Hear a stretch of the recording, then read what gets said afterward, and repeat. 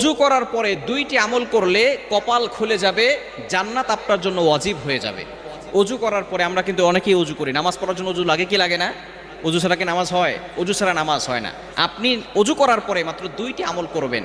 নবীজি সাল্লাল্লাহু আলাইহি সাল্লাম জানিয়ে দিয়েছেন এই দুইটি আমলের কারণে আল্লাহ তাআলা আপনার জন্য জান্নাতের ব্যবস্থা করে দিবেন। এক নাম্বার আমল হচ্ছে কালিমায়ে শাহাদাত পাঠ করা। কি পড়া? নবীজি সাল্লাল্লাহু আলাইহি সাল্লাম একবার সাহাবায়ে কেরামদেরকে সামনে রেখে বললেন, ও আমার সাহাবীরা, তোমরা কি জানো তোমরা যে আমল করতেছো জান্নাতে যাওয়ার জন্য, কিন্তু জান্নাতের 8টা দরজা আছে। কিয়ামতের ময়দানে এই 8টা দরজায় একজনকে ডাকবেন। সাহাবায়ে কেরাম বললেন, ইয়া রাসূলুল্লাহ, সে কে? তখন নবীজি সাল্লাল্লাহু আলাইহি ওয়াসাল্লাম বলছেন, সে হচ্ছে তোমাদেরই ভাই আবু বকর সিদ্দিক রাদিয়াল্লাহু তাআলা আনহু। তার আমল নামা এত বেশি এবং তার ইখলাস এত বেশি যে জান্নাতের 8টি দরজায় তাকে ডাকতে থাকবে। সাহাবায়ে কেরাম বললেন, ইয়া রাসূলুল্লাহ, ইয়া হাবিবাল্লাহ, এমন কি কোনো আমল নাই যে আমাদেরকেও জান্নাতের দরজাগুলো ডাকতে থাকবে?